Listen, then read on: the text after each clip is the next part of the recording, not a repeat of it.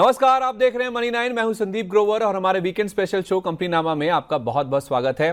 Company नामा एक ऐसा शो है जिसमें हम आपको बीते कारोबारी हफ्ते यानी सोमवार से शुक्रवार की कॉर्पोरेट और स्टार्टअप जगत की बड़ी खबरों के बारे में बताते हैं। साथ ही हमारा एक खास सेगमेंट है ऑन द रडार, जिसके जरिए हम आपको ऐसी खबरों के बारे में भी बताते हैं जिनमें कोई ना कोई विवाद जुड़ा हुआ है। तो चलिए जल्दी से शुरू करते हैं इस हफ्ते की खबरों का सफर। पहले बात करते हैं कॉर्पोरेट से जुड़ी बड़ी सुर्खियां इस हफ्ते की कौन सी रही हैं। पहली खबर, सरकार ने आईआरसीटीसी और आईआरएफसी यानी कि दो रेलवे कंपनियों का दर्जा अपग्रेड कर दिया है।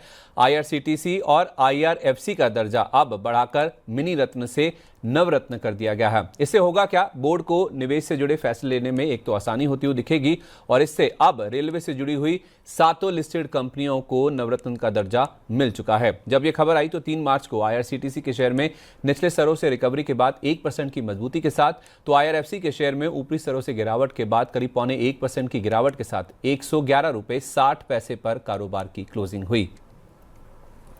अगली खबर, उज्जीवन स्मॉल फाइनेंस बैंक ने अपने स्ट्रेस्ड लोन पोर्टफोलियो को बेच दिया है। 364.51 करोड़ रुपए के एनपीएस को बेचने की प्रक्रिया इस बैंक की ओर से पूरी की जा चुकी है। आपको बता दें 34.26 करोड़ रुपए में एआरसी को अपने स्ट्रेस्ड लोन पोर्टफोलियो को बैंक की ओर से बेचा गया है। जब ये खबर आई तो 3 मार्च को उज्जीवन स्मॉल फाइनेंस बैंक के शेयर में 32 रुपए 90 पैसे का हाई लगाने के बाद 2% की गिरावट लेकर 31 रुपए 49 पैसे पर कारोबार का अंत होता हुआ दिखा।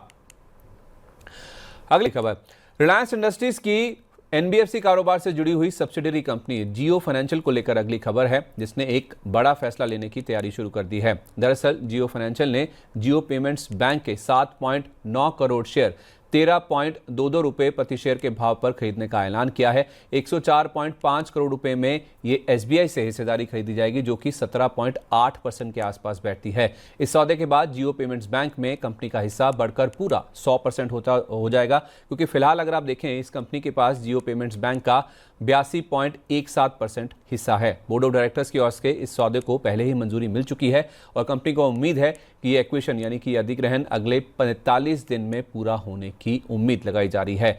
4 मार्च को जब ये खबर आई तो जियो फाइनेंशियल के शेयर में 200 रुपए के नीचे जाने के बाद करीब 3.25% की मजबूती के साथ 206 रुपए 25 पैसे पर कारोबार का अंत देखने को मिला।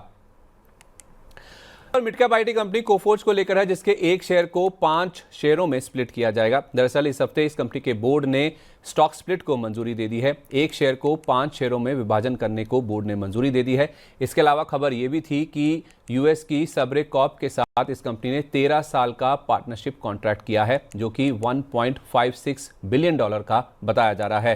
प्रोडक्ट इनोवेशन और डिलीवरी को बढ़ावा देने के लिए यह पार्टनरशिप की गई है। इसके अलावा इस कंपनी ने ऑस्ट्रेलिया की टीएम लैब्स को ऑस्ट्रेलियन $2 करोड़ के अपफ्रंट पेमेंट में खरीद लिया है। FY27 के रेवेन्यू और एबिटा टारगेट के आधार पर अतिरिक्त पेमेंट भी इस अधिग्रहण के चलते किया जाएगा।